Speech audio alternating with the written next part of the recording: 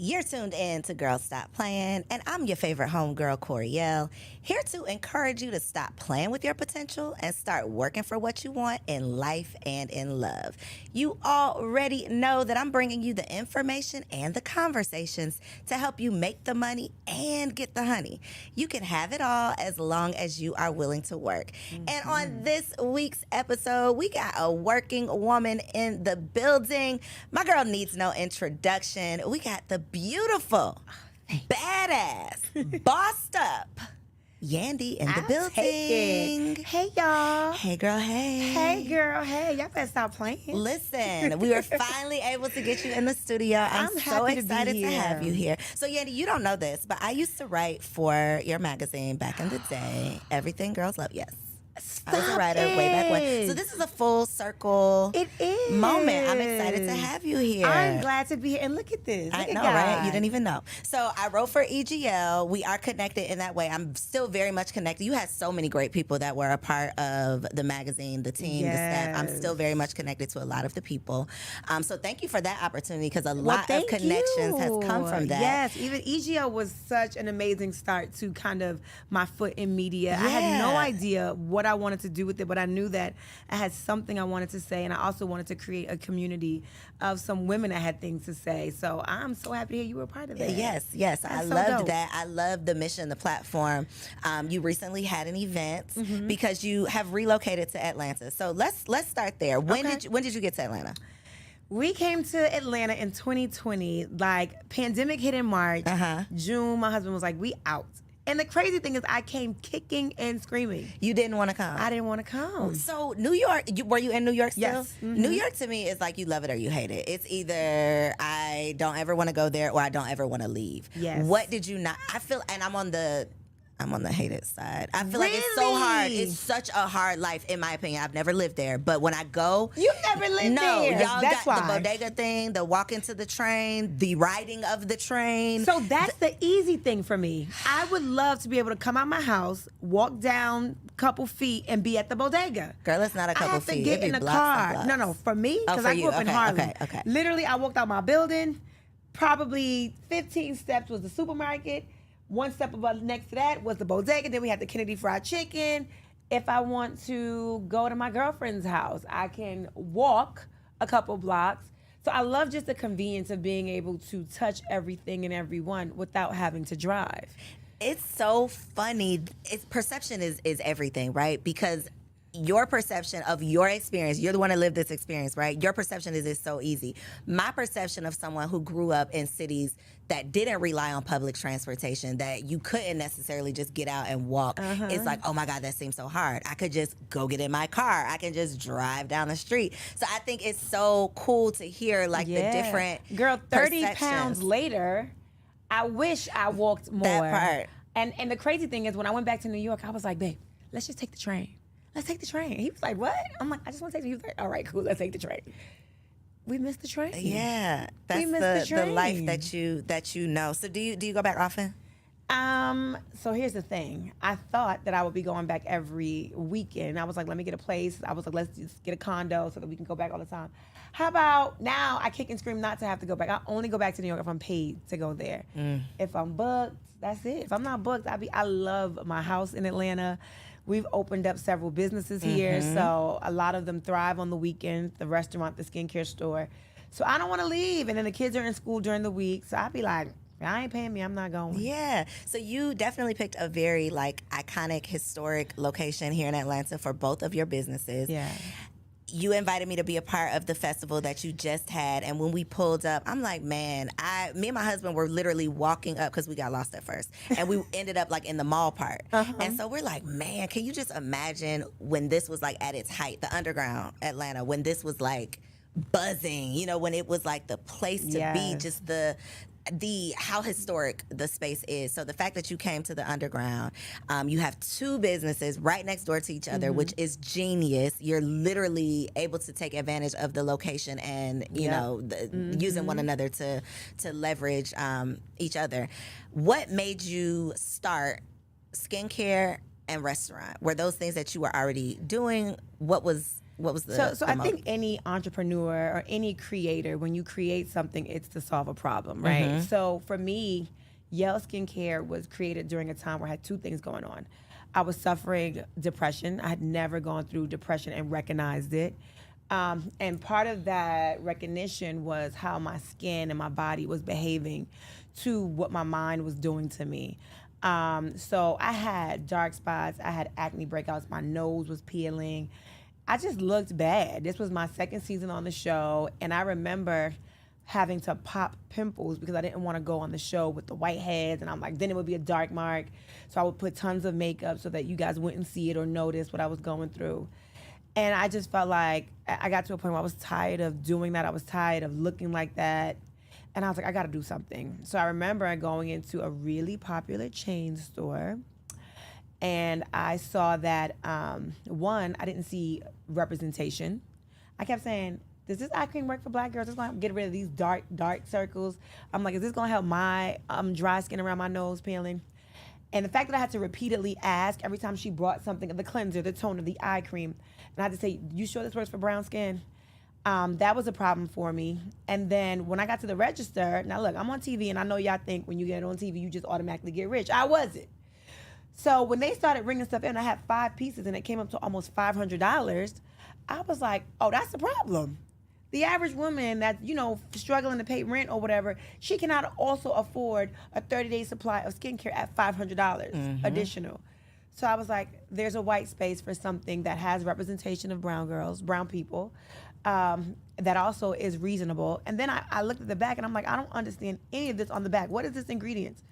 I wanted to create something that was plant-based, that was all natural, and that, I saw people of color represented. So that's why I started that. It was to make me feel better because I was going through a depression and I hated the way I looked. And because of the stress, my skin was reacting to it. So it solved that problem. And then I also wanted to create something that solved the problem of the marketplace, where we can go, feel represented, and then afford it. And it was a good ingredient. Now, Dancing Crepe was created. So there was my store, and then there was a space next to me that at the time someone had under lease. And I was like, man, I just wish this space was open. I could expand the store. And we bought the place during COVID and all that stuff that was going on during the pandemic. And I was like, man, I would love to have a place where people, once the world opens back up, where people can just convene and commune and get together. And I thought I would expand the skincare store. But like you said, this is a historic place. I didn't know that you can't break down walls. Nope. Can't break down walls, can't change the brick. Not supposed to paint the brick, didn't know that. I painted the bricks. What happens? Do you get fined or something? So the thing is, they didn't put it in my lease. I had no idea. Okay. I had no idea. So later on, when they came to do the inspection, they were like, red flag. And I was like, nobody told me. Nobody told me. So I was able to get away with my painted bricks. But then I realized I can't break down this wall. So let me think of something else that can bring people together. I love to dance, and I love crepes. So I made Dancing Crepe. Dancing Crepes. So when you come to Dancing Crepe, you gotta dance. You gotta dance, but there's something on the menu that everybody talks about. It's these the seafood egg rolls. The egg rolls. The seafood egg rolls. Yes. So we have seafood egg rolls that are lump crab meat, lump shrimp, and lump lobster meat. So good. Is there cheese in them? So you can ask for cheese. And Okay, but I can get it without cheese. Oh yeah, you can ask for no cheese. Okay. We make everything at that restaurant. We make on the spot, so we don't have like a frozen stash of egg rolls when we sitting in the freezer. No, we Gotcha. don't. We take the seafood meat, they chop it up, they put it in the roll, so you can get it made to order. You can ask for cheese or no cheese. Got you. Okay. Okay. So two businesses right next door to each other. Is the restaurant business as challenging as the people say? It's very challenging. It is. It is very challenging, and it is the truth. You do not make real money probably until you're in your first or second year. And I'll tell you why. So all of these permits and licenses and grease trap cleaning, and you have so many fees that you have to, even the liquor license fee. You're going to walk in, just liquor license fees, it's going to cost you upwards of 10 grand. And that's not guaranteed that you're gonna get it, or That's is not that after you've guaranteed. gotten Don't have approved? nothing in your past. Don't ever have been arrested for anything. And it's crazy because when we were doing this, I was just fighting to get, because I had 2 felonies for protesting. Those were felonies? I got felony charges. I did. They didn't have to do that to me. The officers at the time were walking free with no charges that murdered Breonna Taylor. However, because I went and protested on Daniel Cameron's lawn and stayed, and they had to arrest me to make me leave, I got felony trespassing and also attempting to, something about messing with the law, attempting to intimidate procedural law, something or other. I don't know the term. I'm not a lawyer. So yeah, I got 2 felony charges. So did that come up with your liquor license application? No, because I had just got it. I had to show, it did come up, but I had to show that I got it thrown out. Okay. And I had to do community service and pay a fine. So I don't know if that's considered thrown out, but whatever, it was done away with, so I was able to get my liquor license. Got you. Okay, so you mentioned being on TV. Yale Skincare came because of something personal that you were dealing with. I love how you said this was the first time that you've been through it and recognized it. That to me is the key, because we be going through stuff. Oh God, yes. We just don't recognize it. We can't diagnose it because we haven't heard people talking about it. We, haven't talked to a friend that experienced something similar. Yep. So many of us have experienced these things, were truly depressed. You just couldn't communicate what it was or describe it. I mean, I think as women, especially where we are, once you hit your 20s, 30s, 40s, you've been through heartbreak.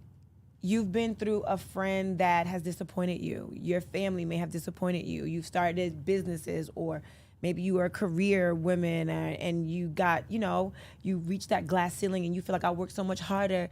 All of those different things causes workplace trauma, relationship trauma, and you internalize those things. Some people internalize it and they're like, you know what?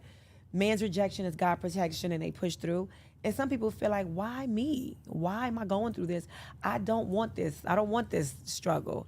And that's where I was. And constantly feeling like, why me? Not seeing a way out of it, not feeling like anything is ever going to get better, not ever feeling like I'll get through this. That was depression. How did you get through it? What did you say to yourself or do in that moment? I couldn't say anything. I could not say anything. I couldn't do anything. It was the village.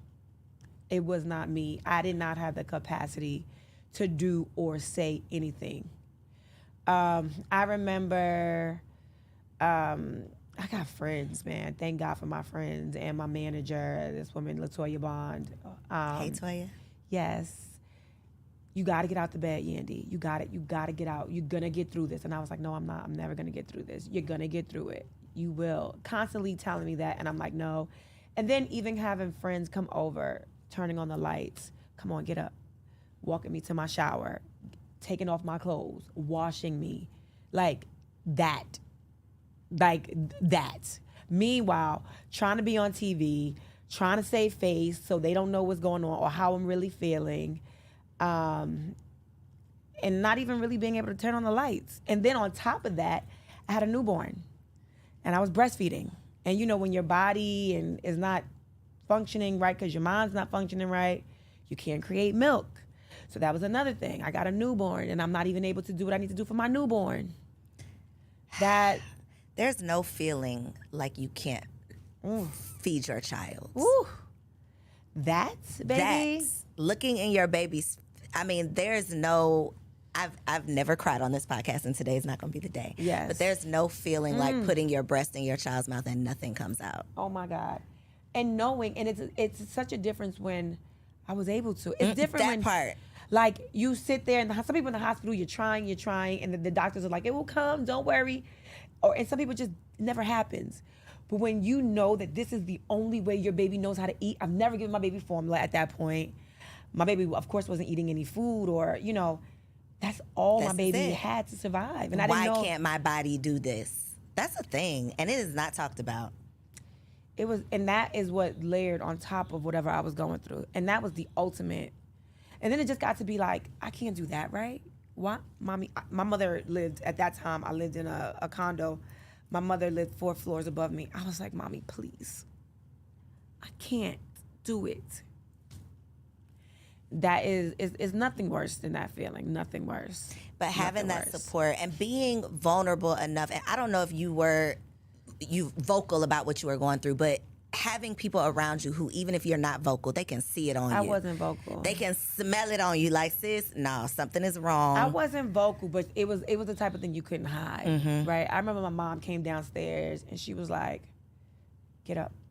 And I was like, I can't. She's like, just get on your knees. You don't got to go far. Just get on your knees. You got to pray through this. And she kept saying, there will be tomorrow. There will be next year. This will be your tomorrow. And it will be something else for you to worry about. And I just could not see past that moment. And I remember her just making me get on my knees, grabbing my hands, and just pray. I couldn't even pray. I was so depressed. And she had to just pray over me and for me. How do you deal with that and then do this? How do you do that and get in front of somebody's camera and be Yandy? I don't know who I was. I wasn't Yandy. Because there are moments when the cameras stop, and if I had to sit and talk to, I think at that time I was talking to Tara or talking to whomever, Kim or Juju, whoever I was talking to. Okay, and they're telling me about what they're going through, and I'm talking about some surfacey level, whatever I'm going through. And the minute they're like, okay, we have to reshift, I didn't want to talk. I didn't want to, and you could just see it just drain from me the minute the cameras went off. All right, okay, we're getting ready to go back in. Kind of pull it together. Okay. Yeah, and yesterday at that party, it was crazy. Oh my gosh, I can't believe such and such yelled or such and such threw that drink. Girl, oh my gosh, crazy. Cameras went down. And I would literally just walk off set. I didn't even say goodbyes. I take my mic off, get in the car, go home, take off my clothes, get my baby, and get in the bed. That's it. Almost as if like you were a shell of yourself. Yep. I just came to perform. And I think, I remember being young, having to go perform for school. I remember dealing with a parent that was addicted for a long time, and seeing things happening at home, knowing that I shouldn't see certain things, and just going to school and performing. So that came second nature to me, being able to just be like, I'm in school now, or I'm shooting now. But the minute I walked through my doors at home, or the minute I walked through my doors, later on when I got older, it was, okay, let me deal. So that was, it was somewhat easy because I had got used to doing things like that. Your coping mechanism. Yeah. Dealing with it however you knew how, but it wasn't the healthiest way because you weren't actually dealing with it. You were just kind of putting up with it. You were sweeping it under the rug. Yep. Putting on a perfect face. And I think there's so much riding on how you appear on these shows because people are so damn rude, mean, ugly, just mean-spirited.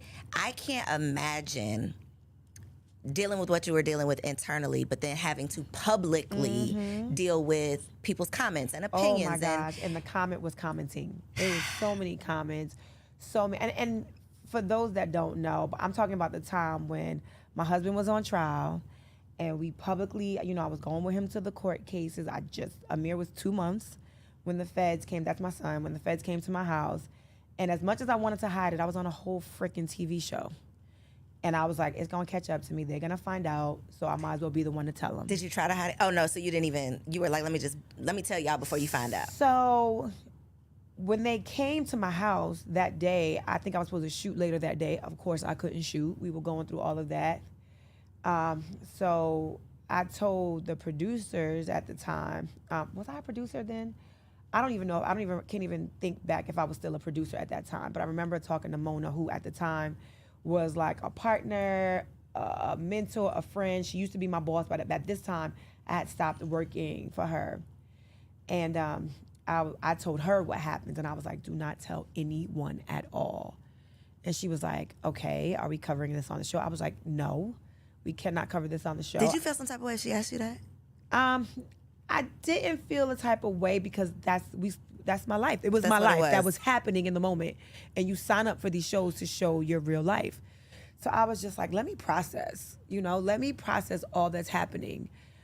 This is my best friend, my man, the father of my new baby, dealing with this. And then I also knew that at that time I had EGL, which is Everything Girls Love. We were heavy in the mentoring young girl space. I had all these young women that were working for me or that looked up to me. And I was like, how do I put one foot in front of the other? And, I didn't know what the perception was going to be of me. When you are connected to someone that has to go through the justice system for any reason, there is a target. It's like the scarlet letters on you now too.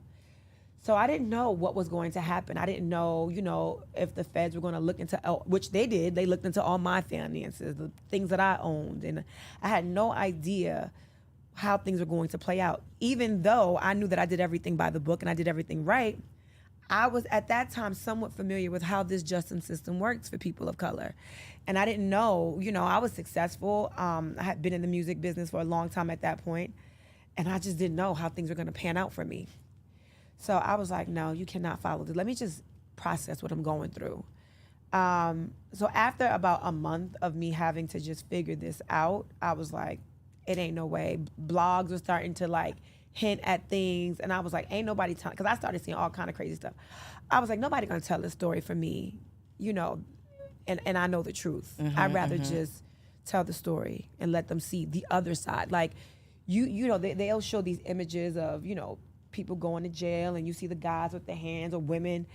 You don't see the other side so often of what that does to the children. People that are left behind. What that does to the mother. What that does to that whomever, that community of people that raised you or fought for you. And sometimes, like in my husband's case, some of these charges are well after, that was something from 6.5 years ago before I even was with him. And I'm like, dag, why is this my fate now? We've built a life together. We built a family. I don't got nothing to do with that. Right. This is affecting my life. I felt like I would do the world a disservice by not letting them see what my life is going to be like as a single mother. Do you think that the show agitated the situation at all? Or do you think they just were truly just documenting what was happening? Documented, what do you mean? Do I feel like they agitated? Do you feel like they were, they made it more than it had to be? They showed it in a light that they didn't have to? No, not that situation, not at all. They showed my husband, they showed us driving to turn himself in. They showed him saying goodbye. I think Little Mendici was 6 or 7 at the time. That was literally the morning he was going to turn himself in. And at that time, he was turning himself in. We didn't know for how long. And this is before the bond hearing. This is before we had no idea of anything. And the newspaper was saying he's facing 10 to 25 years. Based on nothing. Based off of what, the charges were. So we didn't know. We really just did not know. So even me, looking at him kiss this 7-year-old and then seeing him hug. And I remember Amir was crying. He was only, at this time, by the time my husband turned himself in, I think Amir might have been 4 months. I think it took 2 months before he actually turned himself in. Kissing Amir goodbye. And Amir was crying profusely, just crying. And I was just trying to hold it together because Little Mendici's looking at me. I'm trying to be strong for my husband. And I was in shambles on the inside. And it was real. The show, they knew that he had to turn himself in, I think by 8 o'clock in the morning. So the camera guys and the producers got there at 5. So they saw us getting up, getting dressed, me cooking breakfast. So this was me literally cooking my last breakfast for my husband. At that time, he wasn't my husband, but for my boyfriend, right? Cooking my breakfast, seeing him kiss the babies. All of that was just it was just so much. That seems so traumatizing, Yandy. It was. To go through it, period. Yeah. To go through it on camera. To go through it, maybe have a little bit of closure, and then it comes out on TV. That was the worst part of it all. That part, it's I got to relive this. Yep. And y'all got to see it, and you're going to ask me questions about it, and I'm going to see you talking about it, and you're going to have opinions. And Yep. And the blogs, oh my gosh. There's one particular blog that to this day, I still, if I see him on the red carpet, I'd be like, nope, thanks, I'm good. I ain't fucking with you. I ain't forget. I ain't forget. And she was so mean and horrible, and the things that she would say, oh, that's good for nothing, you know, people like him, and she should have known better. Did she go to Howard? You would think Howard would give her a better education. You're talking about the father of my child. These are You're talking real about the person that I people. love. These are real people. I mean, horrible. And then, like, look, I always, like, the first episode of ours on the show was at a baby shower. I was pregnant, and he's like, I'm going with Vado to this party. You know, I'm managing Vado. I got to go do this. And I'm like, I got this big old belly. We got all these gifts. He's like, your father's going to help you do that. And, you know, some of that kind of stuff is situational because he actually did help put the stuff in a U-Haul. But it was a party that he was going to that they were following. So they cut all that stuff out, and they followed that. So she's like, I knew he was good for nothing when he left her at that baby shower to deal with it by herself. He's a good for nothing. No. I was like, oh my gosh. So when I say did the show agitate it, that's what I meant. It's the show knows the whole story, but they want to show, oh, well, he left her and didn't. You know, that's what I feel like. Is there a lot of that goes on? The crazy thing is when that was shot, because the whole having to go away didn't come out till towards the end of that season. So when that episode was probably shot and cut, they didn't even know this was coming. They didn't know that was coming. So did it agitate and make him look a little like he ain't care? Yes, it did for sure. And he's super caring. But I think that was just, you know, sometimes they want to paint these men as having a million things going on. They had no idea what was to come, you know, so I can't blame that on the show. But yeah, it's hard. The comments are hard. The perceptions are hard. The assumptions are hard. And definitely these blogs and people with the comments and all that will break you down even more. I had to log off and turn it off. I had to just mute the noise. What do you do now? What's your coping mechanism with the comments now? Well, if I see myself, even if it's good, right? They're like, you know, who wore it best or Yandy stunt, whatever it is, I don't even read the comments. You don't even want to? Oh God, no, not about me. I'll, you know, tune in somebody else's stuff. But when they could go and talk about, I think Beyonce is perfection. You know, I think Rihanna is perfect. When I can see comments where they going in on her and the way they used to go in, they go in on my baby Amir's hair. My baby loves to wear his hair out and big. That's it. They be talking about your baby? My baby's hair. My baby's hair, yes. So I'm like, girl, they talk about Blue Ivy's hair, and she's fierce, okay? Baby got Grammys, okay? So this is the kind of thing that is just like, you know, you got to just... I've learned, and I think Mona might have said this first, if you don't know them personally, don't take it personal. That's it. So, one, I don't read if I see myself. So those of you that are out there that go in when you see me just because you don't like me, and that's fine. Just know that I don't even see your comments. I ain't reading that shit, no way. You performing for everybody else because I don't see it. I don't read it. I don't read it. I don't see it. That is so mature of you. Yeah, I got to protect my mental health. I got to protect my space. I don't want to be thinking I'm ugly. She got a big nose. Her feet look ugly. And then, girl, tap on that profile because what? Man, where you get your contacts from? I mean, how long you never going to switch the color of those contacts? Jack, those contacts are so played out. This is what I hear. Every day I hear this. Now, on my page, I'll read the stuff. So if you come to my page, I might tell you a little about yourself too if you say something negative. Like, I've had to say so many times, like, they're not contacts. My baby boy, since he was a baby, he's had, why would you put contacts in your baby's eyes? My baby don't have contacts. So I guess when it's silly little things like that, that it's just like, this has no merit, then I could see you being like, girl, okay, I'm not even gonna worry about that. Right. Yeah, because y'all are just tripping, minding my business. When all of the things were coming down with Mendices, did you ever once, because y'all weren't married, was there ever a question of you holding him down while he was gone? Yes, every day. Every day.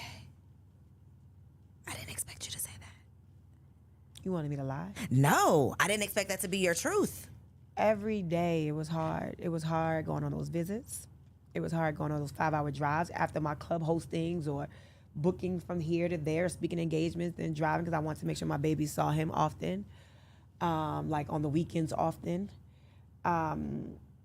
Valentine's days were super hard. My birthdays were hard. Christmases were hard. Halloween, how long was he gone in total? Trick-or-treating was hard. Collectively, like 5 years. Oof. Yandy. Yeah.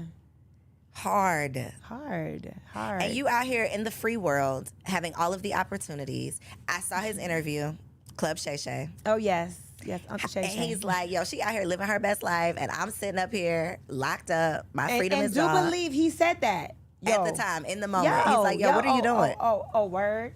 Oh, word? You want to Dubai with your friends? Oh, for real? All right, cool. What's the problem, sir? What's So were wrong? y'all butting heads, or you were? So he was serious about this. Yes.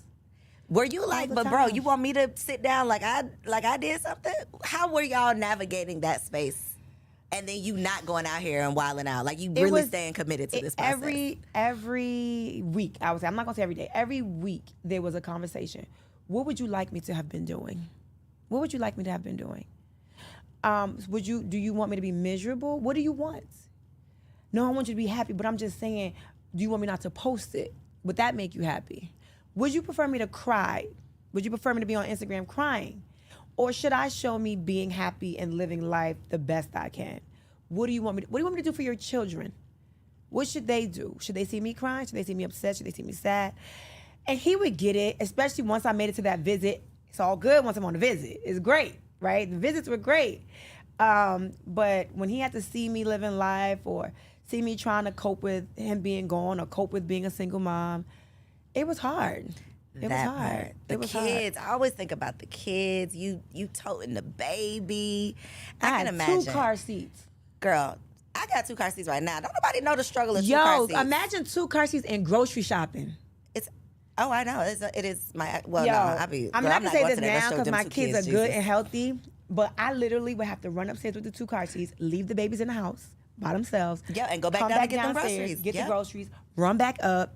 Yes, those are the things. When you become a mom, you're like, how do you do these things? How do you live your life now? No, y'all wasn't gonna see that on Instagram, so y'all could talk about that too. That part. But it's real because some of y'all had to do it too. But y'all would have sat and judged me like, how could she do that? That 2-year-old could get out that car seat, got that 2-year-old locked up. He could take the new baby out, throw the baby up. You gotta do what you gotta do. You gotta do what you gotta do and pray. You gotta have faith. You gotta pray that God got your back. God protects babies and fools, and I done been both. Still Still am. Still am today. Still. I be like, damn, I know I'm not a baby, so I must be a damn But fool. I am a baby to somebody. Right. Somebody out there, honey. I'm a God's baby to them Thank too. you. Thank you. Did the people judge you? Did people expect you to not hold him down? Did people? Of course. Okay, not the people though. What about your people? What was your people's response? So my people, the main people, were like, why? They didn't Why get would it. you hold him down? Or why? Why would you put yourself? Why would you sign up for this? Why would you continue? Why are you putting yourself through this? Why are you driving up there? Why are you dealing with those phone calls? Why? Why are you doing this? And my only answer was, I love him. It's the right thing to do. I didn't have like, the Bible said, that wasn't my thing. I loved him and I knew it was the right thing to do. Did love have a limit? If they would have said 15 and not 5, what was your limit? When I thought it was 1, it was too much. When I thought it was 5, I thought it was too much. When I thought it was 3, they gave him 8. And he did 5 of the 8. All of that was too much. It was too much. I ain't gonna sit here and say it wasn't too much. I look back and I think it was, I also, just like college for me, like, once I commit to something and I say I'm going to do it, I felt like I wanted to do it. And then I also felt like this is a drop in the bucket. Like, I committed a life to this man.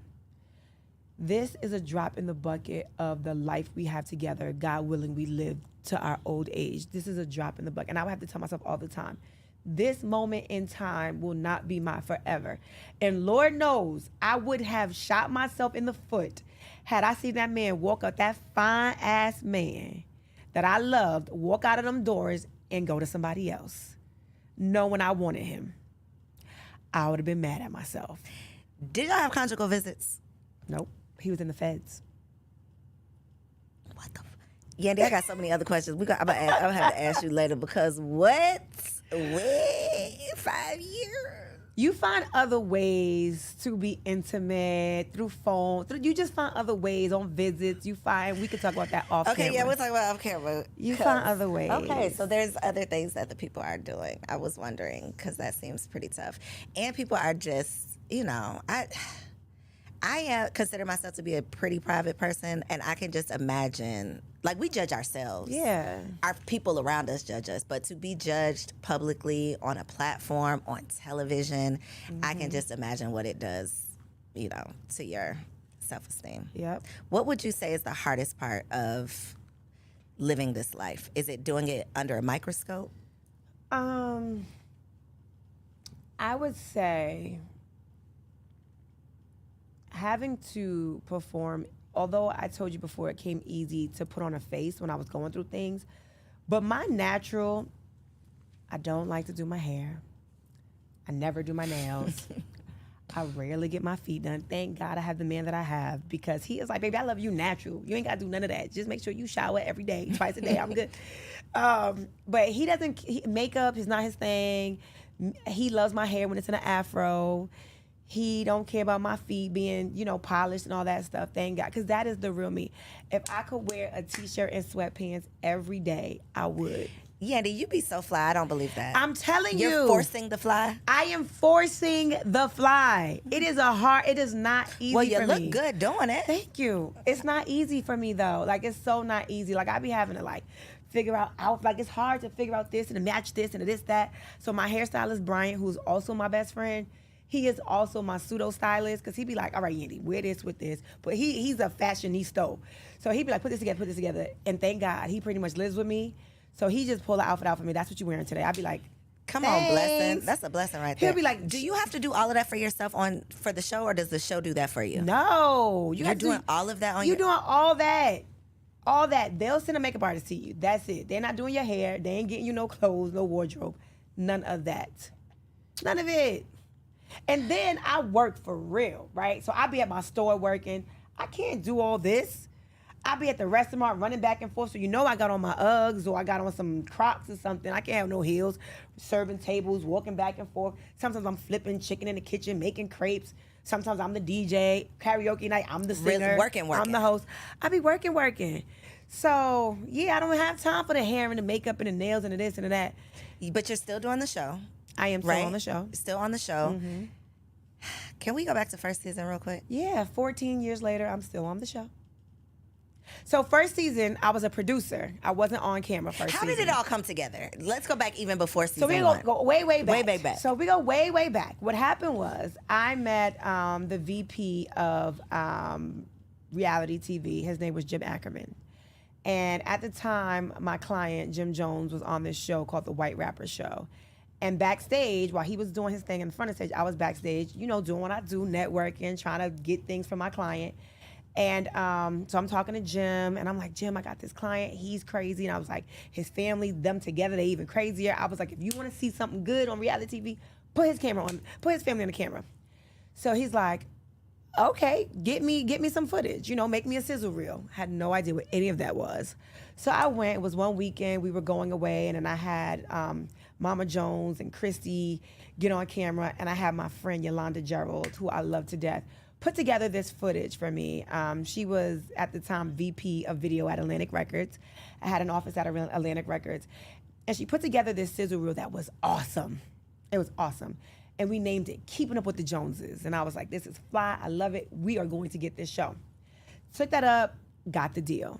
I got a development deal for Keeping Up with the Joneses. So it was great. We're shooting the show. Everything is going. They seeing how crazy my client is and all the crazy stuff he's into. Us running out of clubs, us doing all kind of crazy stuff. It was great.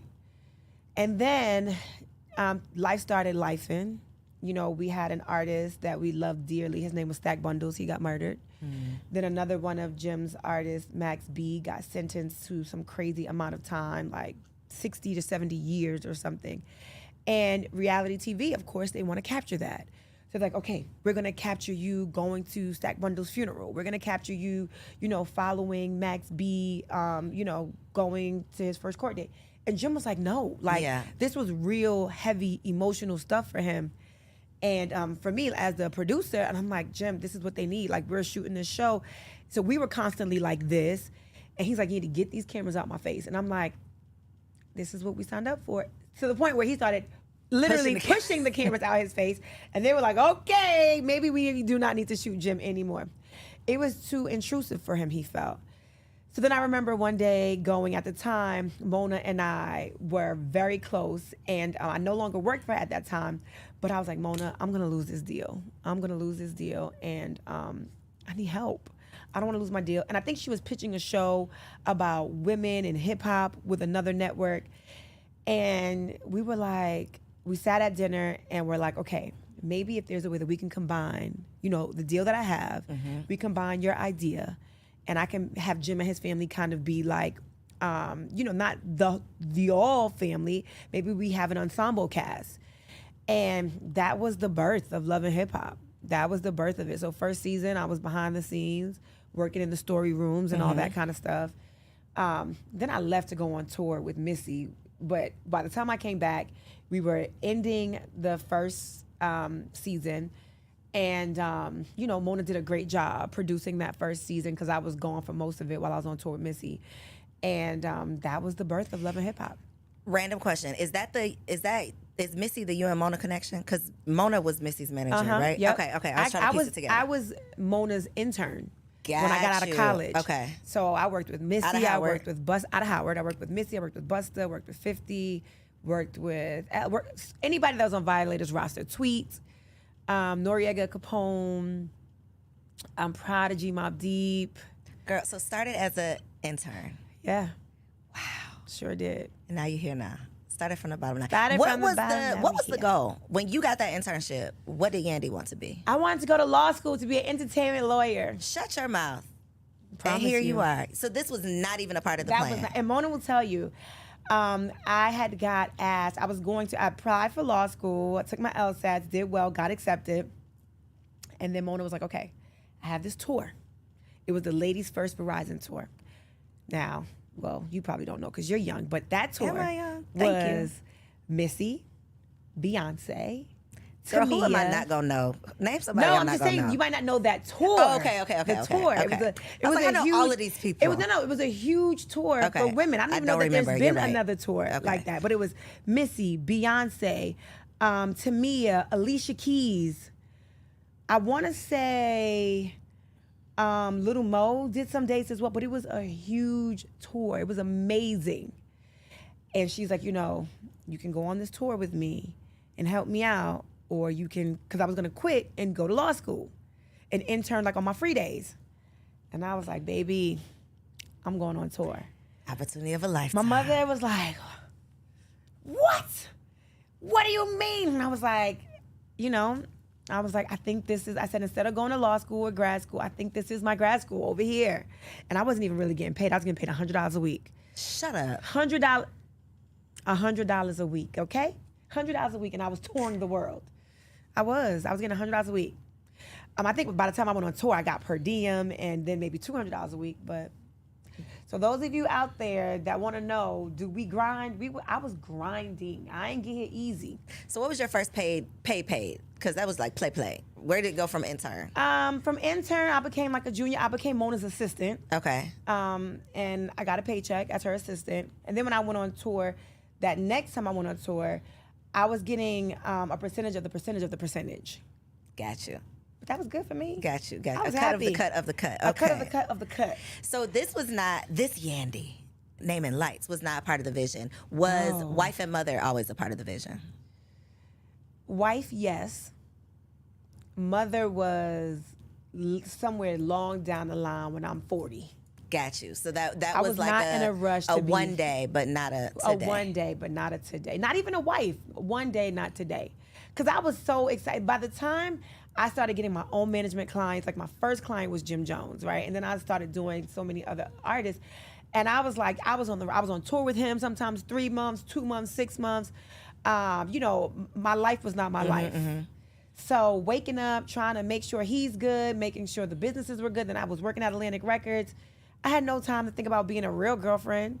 So I had the boyfriend, I had DC, I had just several. A little roster. I had a couple different things happening at that time. But one thing I was not doing was I was not fraternizing with anybody I've ever worked with.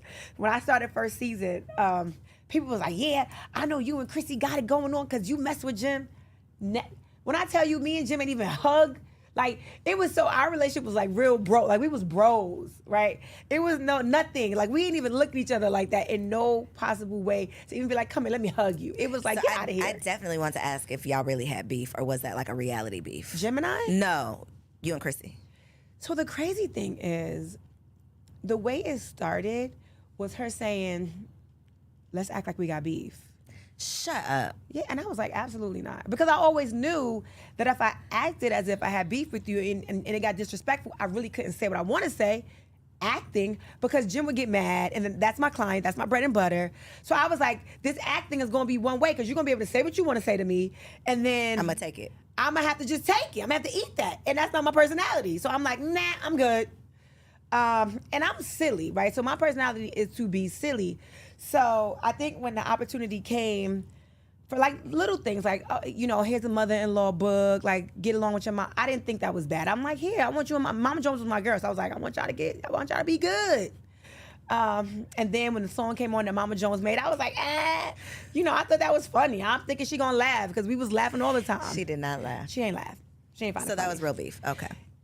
It But became the real crazy beef. thing is that was the same day she said to me, let's act like we got beef. So it kind of, I don't think it would have been beef if I wasn't like, I'm not doing that. I thought it looked like an avenue for her to act like she was mad at something. Because we used to play all the time and snap on each other, be silly with each other, just not on TV. Right.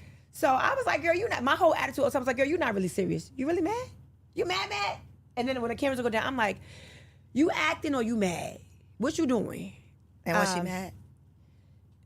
It was like, let me just keep this up because I already said I'm not doing it for real. So it was like, let me act like I'm mad. And then it turned into a real thing. Like, Now we really beefing. oh, okay. you mad. Interesting. It got interesting. This is my last reality TV question, because I feel like we always see what we see, but then we always hear like the residual effects of real life that reality TV has.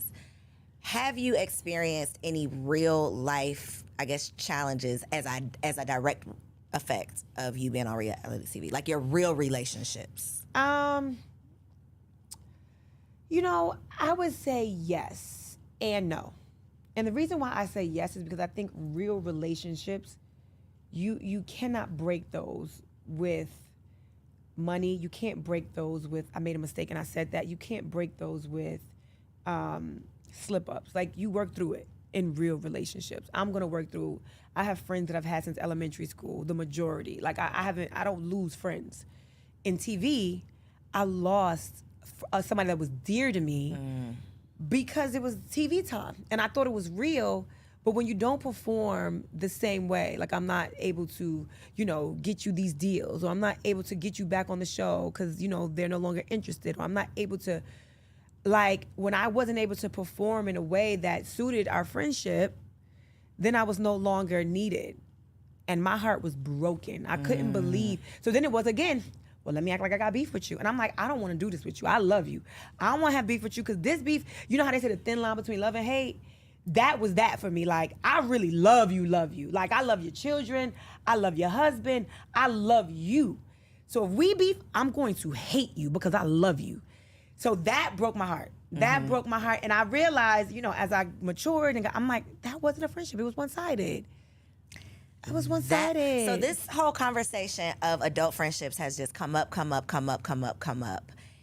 And that what you just said is what I feel like is on the backside of any friend breakup. It's like, well, you start doing the math and you start thinking back, rolling down memory lane, and then you like, wait, I were was doing we this? really friends? I was also doing this. I was also making sure this happened. I was also making sure this didn't happen. And then I look back like, wait a minute. I never got protected in this. No one ever came to my rescue when this was happening. I was never, made sure that the secrets were kept secret. It was like everything was fair game when it came to me for the sake of TV, for the sake of, let me make sure my spot is secure.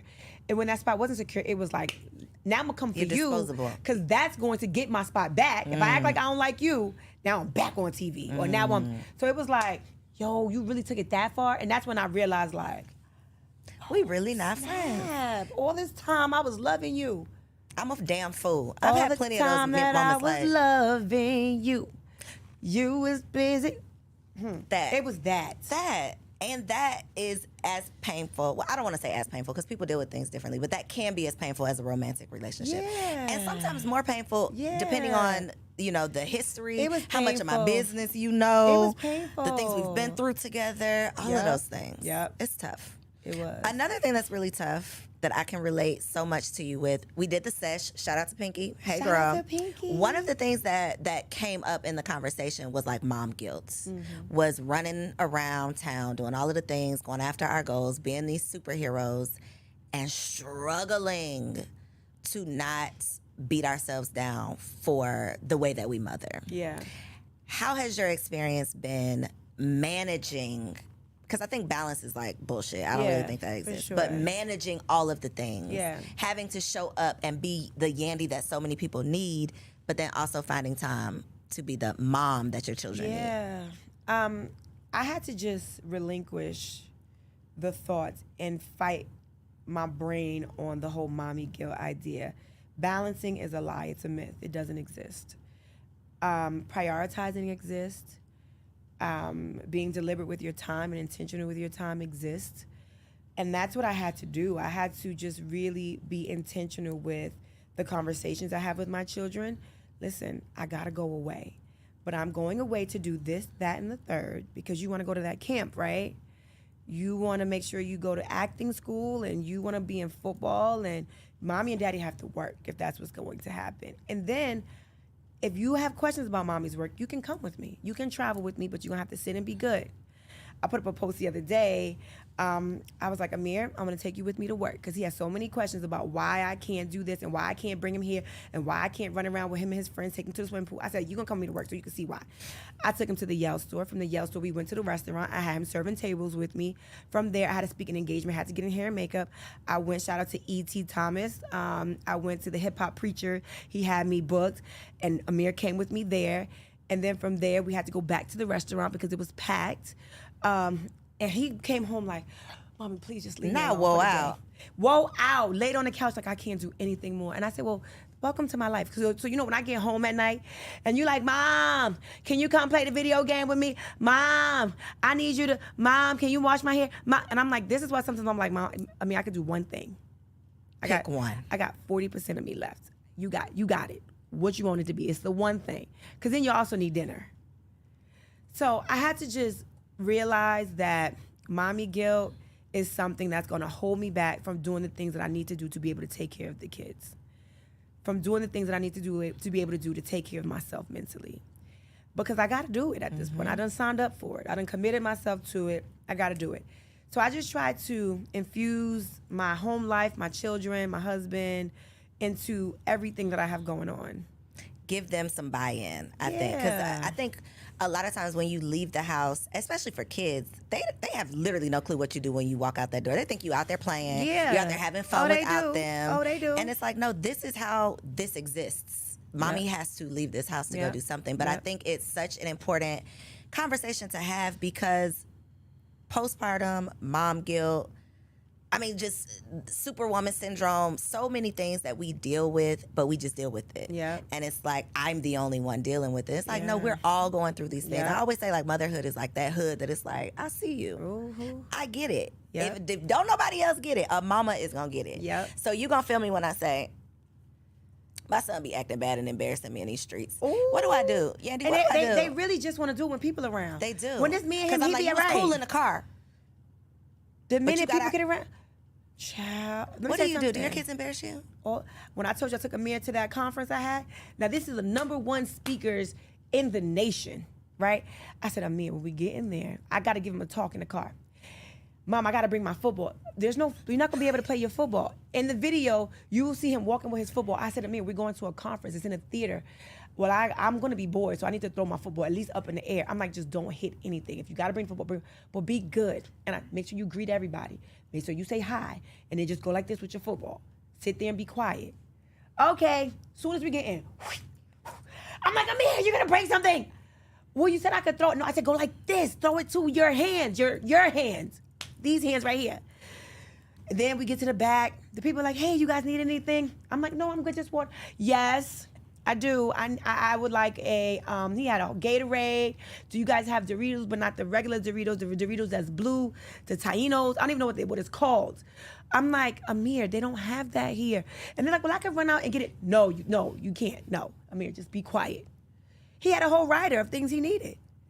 And I'm like, You can't just be quiet. It's like, well, they asked. I do want to They asked. Exactly. So that's what they do. So this is what they do. But I think, the Bible that talks can't about be the answer, training Yandy. up a child. So that just means he needs to come to more. So they're gonna you have to bring him around more people. That is what my husband said. You got to take him out more. You're gonna have to take him out more. I'm like, yo, that cannot be the answer. That's the antidote. I'm telling you. More. Gotta do it more. Gotta do it more. Do you get embarrassed? Yes. Do you feel like, oh my God, these people are gonna see this? You feel that? Yes. Okay, that makes me feel better. Okay. All right. When he threw that ball up, and I was like, if it don't go back to his head, if it go over there, hit that person in the head, or if it go over there, knock that speaker out, and it was like 600 people in the audience, I was like, why would you decide to be backstage throwing a football in the air? Why? And then I thought, why would you let him bring the football? Why would you do that? Why? Yeah. And then I made him put on a button-down shirt. This was the thing. I made him put on a button-down shirt, and I said, wear these nice new white crispy sneakers with your white button-down shirt. By the time I get there and I got my video ready to go, he has his Crocs back on. I said, what happened? Let's just go in there with the Crocs on. We get in there. When I get off the stage, the shirt, that button-down shirt was off, got the dingy T-shirt on. The shirt is crumpled up on the side. And then he got his football. So the white shirt got the football stains on it. So Yandy all pulled together, but her son, look at the son. Look at the son. You know they're gonna be like, oh, you pulled together. Embarrassing me in You these got streets. your son looking dirty? No, he got himself looking dirty. That part. That's not how he showed That up ain't here. how he came. Yep. So that's just life. Suck it up. Be embarrassed. But wait till you get your girl. She gonna embarrass me more? Why? Because my daughter is 8, but since she was probably about 5, I got that. When they turn around and look at you like this, that's when you like. You don't slap them? No, you don't slap them because they doing what you do. Oh. My daughter, see, my son is not gonna do this. My daughter will come into a room and sit like this.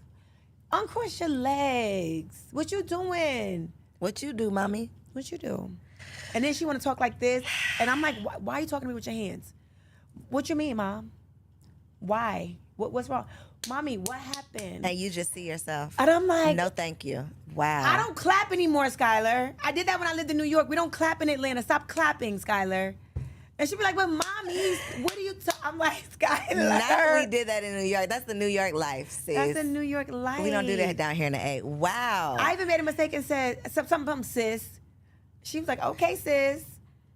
But around people. She gave me the okay, sis, around people. I was like, I'm your mother. Don't call me sis. What you call me, sis? I was like, yep, wait till you get your girl. Thank you. Yep. I'm not looking forward to any of that. That sounds awful. But it is beautiful. It's a beautiful life. It is. It's a beautiful life. Okay, I haven't gotten to that stage yet, but I'm sure it will get there one day. Yes. Pray for me. I have enjoyed this conversation, Me Yandy. too. I loved every minute of it. I know y'all did too. Y'all felt like y'all was just tuning into a little girl talk. I hope that I asked everything that y'all wanted to know because this was juicy. Yeah. And I appreciated you. I tried to be as authentic and real as possible. You can't be anything else. Yeah. So for the people who are here in Atlanta, where can they get these seafood egg rolls? Ooh. Like, how can they get Yell Skincare? That's global, though. Yes. Anywhere with Wi-Fi, Yes. right? Anywhere with so Wi-Fi. let them know. Look right there in that camera and tell the people. So if you are in Atlanta or if you're traveling or you want to travel, make sure you come to Dance and Crepe. We are at the Underground Atlanta, which is 68 Pryor Street. Come, and then right next door is a Yell Skincare store.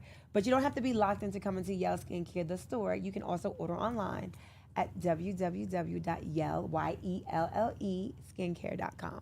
Yes, we will make sure all of that info is down below in the description. Check out the show notes. Make sure that you share this episode with a friend. All of y'all that thought y'all knew Yandy, y'all ain't know nothing. Y'all ain't but know, y'all y'all ain't found know what I out talked today. about here. They gonna learn today though. You gotta use this as a clip. Listen, today we went deep. I talked about some things I've never spoken about. She asked that real question. Did you really hold it down? And I gave her my real answer. She also asked me, did I want to? And I just give you a hint. I told her no. So make sure y'all tune in because we had some real conversation. Come on, girl, stop playing. Yes. Come on down. Make sure you subscribe to the channel so you don't miss out on any more bomb episodes. I love y'all, and I'll see you next week. If you enjoyed that episode, make sure you subscribe to the channel so you don't miss out on any upcoming content. And take it a step further and go ahead and join our private community over on Patreon because it comes with some pretty bomb perks, including early and discounted access to our upcoming events, behind-the-scene exclusives with some of your favorite guests, the opportunity to call in on an upcoming show, the chance to vote on topics and guests for brand new shows, and I'm even giving you unlimited access to my vault of business classes where I'm teaching you everything from Airbnb to developing digital products and everything in between. And you can get access to our Patreon for as little as $5 a month, okay? Get in where you fit in, and I'll see you on the inside. Peace.